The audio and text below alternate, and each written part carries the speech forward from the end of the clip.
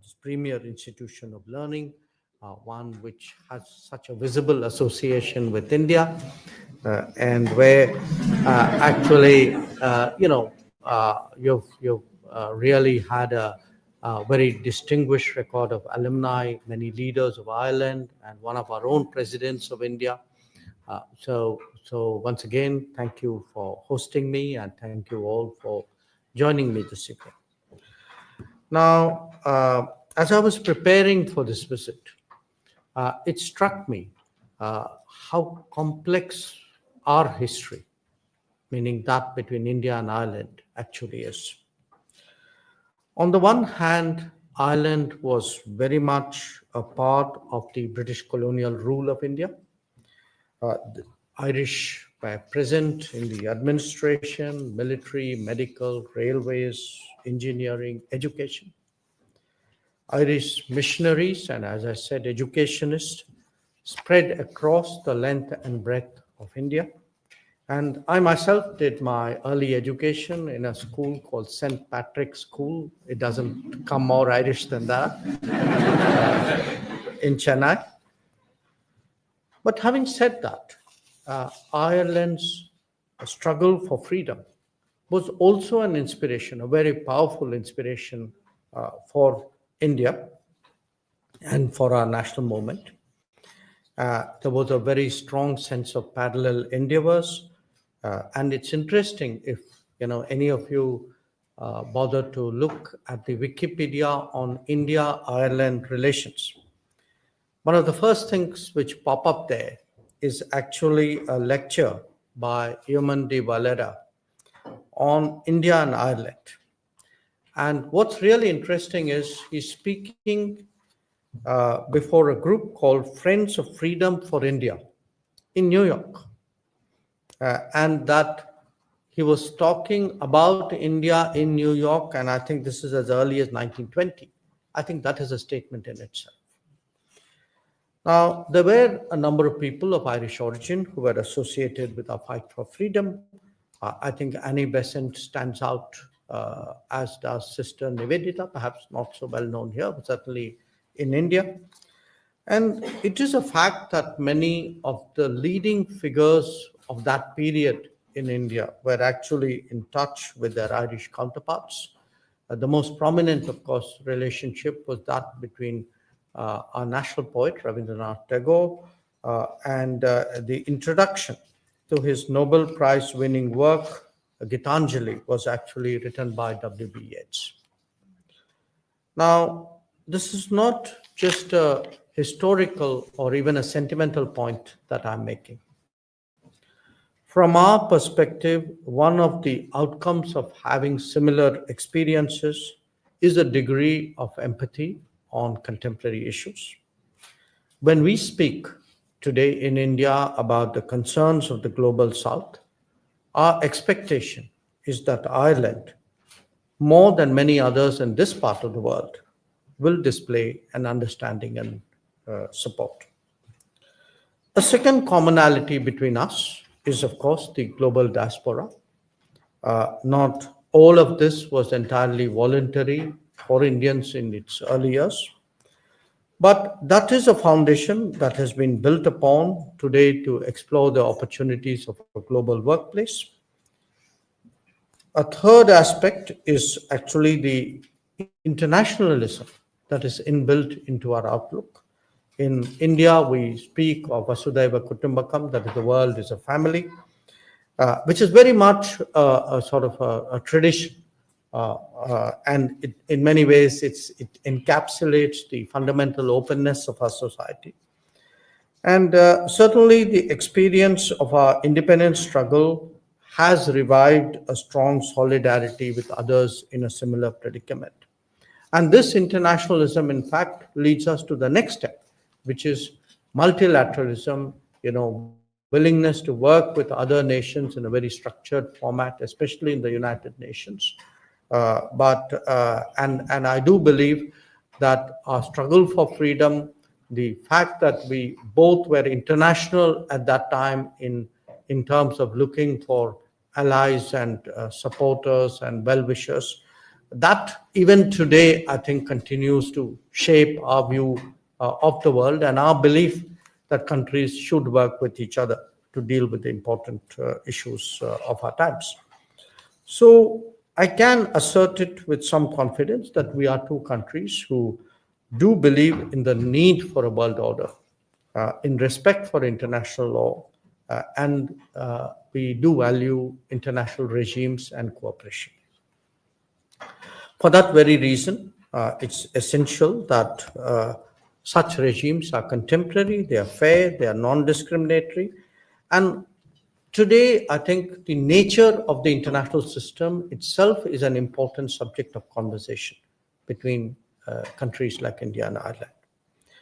Now, a few words before I turn my attention, a few words about our bilateral ties before I turn my attention to global matters. Economically today, we have a very robust level of trade. It's currently estimated at about 16 billion euros. I suspect it's a little larger. And what's interesting with Ireland is that actually our trade in services exceeds our trade in goods by a large margin. And that's really, for us, quite unusual. And it obviously derives from the nature of the Irish economy. Now, leading companies of both nations in various domains have established a presence in each other's economies. Many of our IT majors are here. I think most of you know that. Some of our pharma companies are here. And I would say many of the household Irish names in terms of business have a long established presence in India as well. Tourism between us is growing. Our last figures for Irish tourists was about 44,000. And we certainly hope that a more friendly visa policy, Ambassador, please note, by Ireland could see an increased flow of Indian tourists, as indeed they go to many other international destinations. Education, as is evident, is I think been a really promising area of exchanges. I came into Ireland with the belief that we had about 10,000 students here. I was told the numbers today closer to 13,000. And I do want to say this has been the subject of some initial conversations even today. Today, again, the latest numbers I have is about 100,000. I think it's making really a very serious contribution to Ireland's national development. Now, we do appreciate very much steps which successive Irish governments have taken to improve the ease of working and of living here. From a diplomatic standpoint, I can confirm that our various mechanisms are active, key agreements are in place, and overall, I think there's good reason for us to be, feel good about the relationship, but yet be alert to the possibilities of how much more there is that we can do together. Now, there are two thoughts which I think it's important for people in Ireland to understand about India, particularly as we contemplate our future ties. One, that today India is on a trajectory where it has, I would say, decades of about 7% plus minus growth ahead of it. And that will create a new volume of demands, a different pattern of consumption, obviously a higher quality of life, of economic capabilities. And it's visible in India in very different ways. I mean, whether it's the number of airports we're building on average about 7 airports a year. The growth in our highways, we are laying about 28 to 30 kilometers of highway a day. The fact, even in education, that there have been almost 7,000 new colleges which have come up in India in the last decade. So there is a lot that is happening in India. There's an India that is changing, which will be a very bigger presence in the global economy. And certainly for a country like Ireland, that is something which is worth noting. The second aspect of it is, of course, Ireland as a member of the European Union.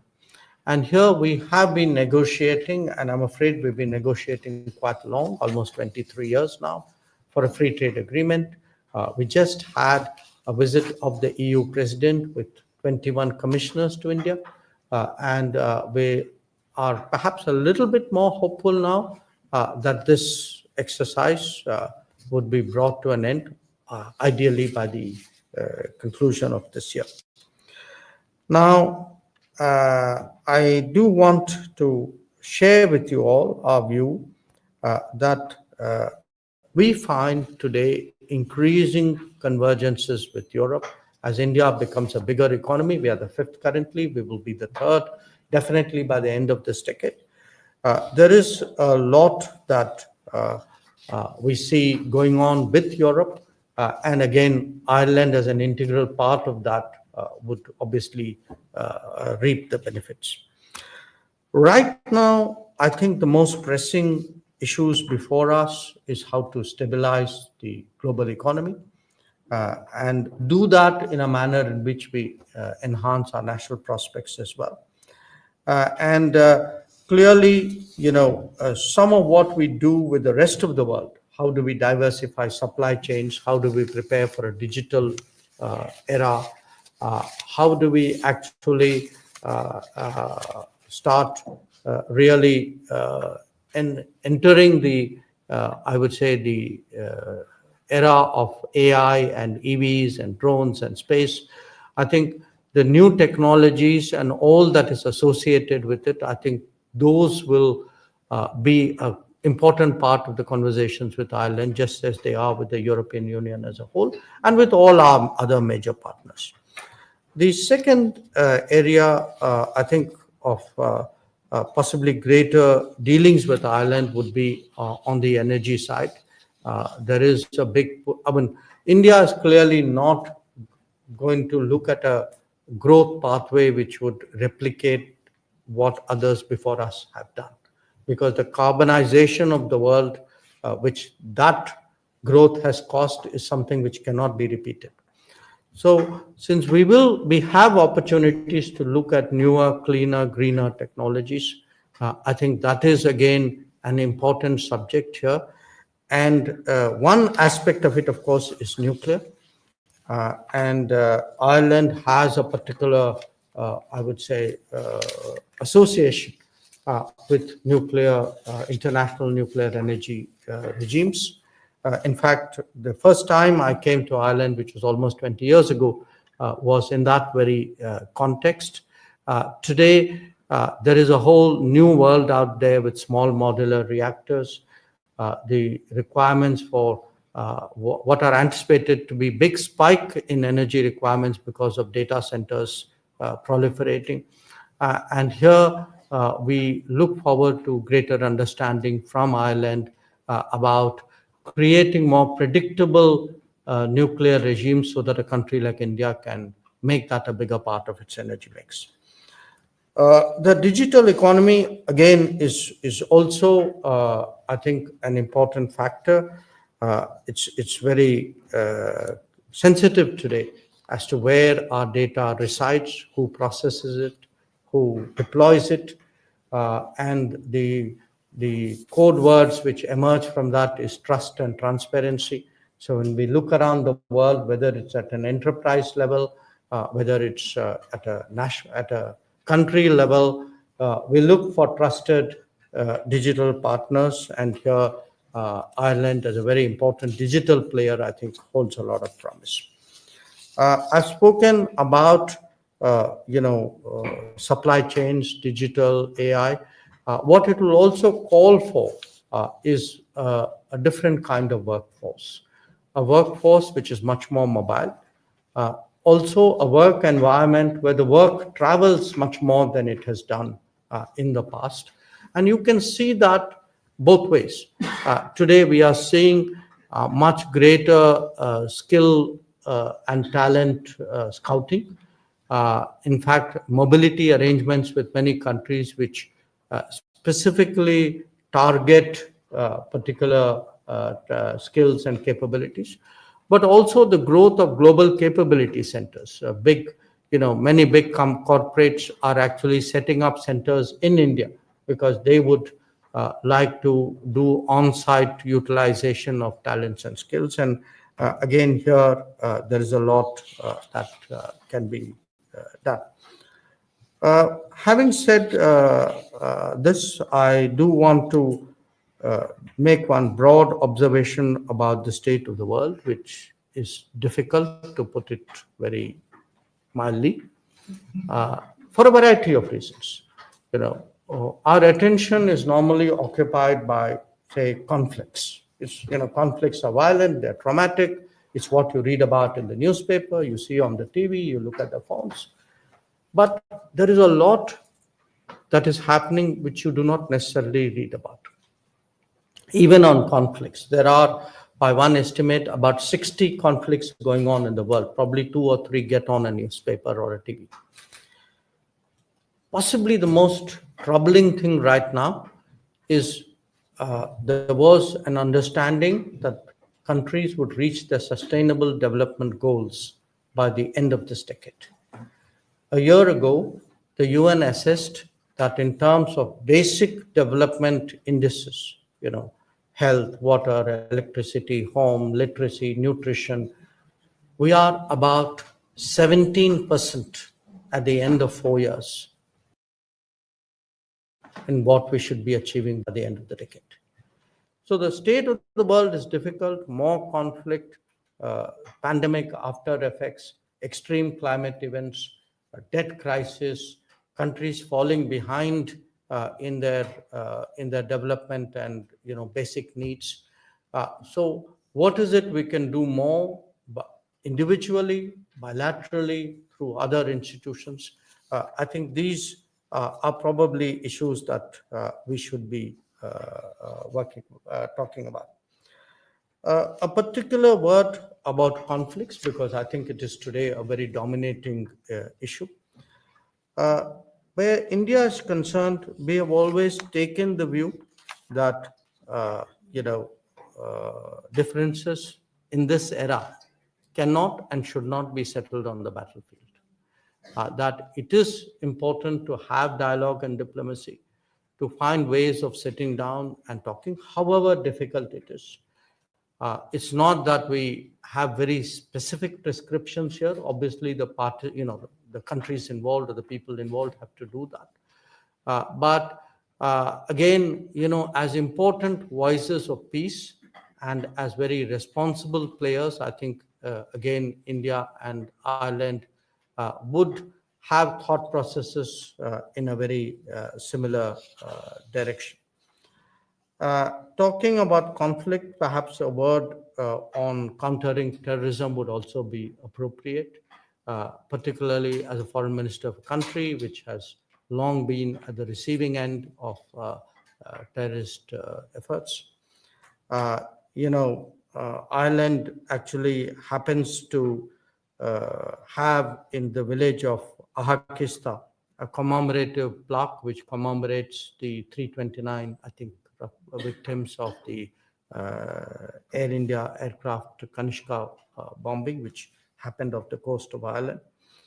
And it's always a reminder that this is a perennial challenge which needs to be dealt with a great deal of resolution and commitment. Overall, let me sum it up this way: that what I do see between our two countries is, we are two very fiercely independent polities. A lot of it derives from our particular history, our own experiences. We've always been cautious about getting involved in bloc politics. We have found our own way of, expressing our positions and our interests in international forums. And today, when there is so much change underway in the world, when there is what we loosely describe as rebalancing, when a lot of the assumptions which held the world order together for the last 8 decades are now coming under some degree of questioning, I think it's important that our two nations continue to remain in touch, to exchange views, to see what it is we can do to stabilize and to ensure that the world runs as well as it should. One other point I would make, and it's a point which resonates with today with me after having gone to see the Book of Kells and the library at Trinity and the General Post Office, which are very important, I would say, shrines of Irish heritage. We are societies for whom culture, traditions, and heritage have been an exceptional part of building our nationhood. Again, the commonality was that the colonial era attempts were made to erase that. Today, as the world transitions into a different phase, I think it's important for all of us to nurture our cultural attributes, to actually understand their full value, to factor it in as we develop our own identity. And I think there is again learnings that we have from each other, and certainly much of what I saw today has given me food for thought. So let me just conclude on this note that at a very turbulent time in the world, I think foreign policy is more important, not less. I think friendships and understanding are also more valuable, not less. And finding common ground is more essential, not less. So we can do together a lot to strengthen stability, security, and prosperity. Every country is in the search for like-minded partners. I think there is a lot that we in India see in Ireland. That is the belief that has brought me to Dublin. Again, I will be, of course, I had the honor today of being received by President Higgins. Tomorrow, I'll be meeting my counterpart in the morning. But I once again thank you, President, for the opportunity to share some thoughts with people who I believe are stakeholders today in this relationship, who will,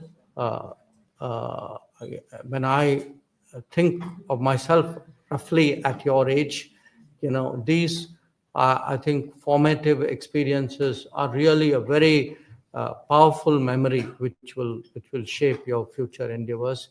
I know each one of you in some way will do something to foster this relationship. So I'm very thankful today for this opportunity to present these views before you. Thank you.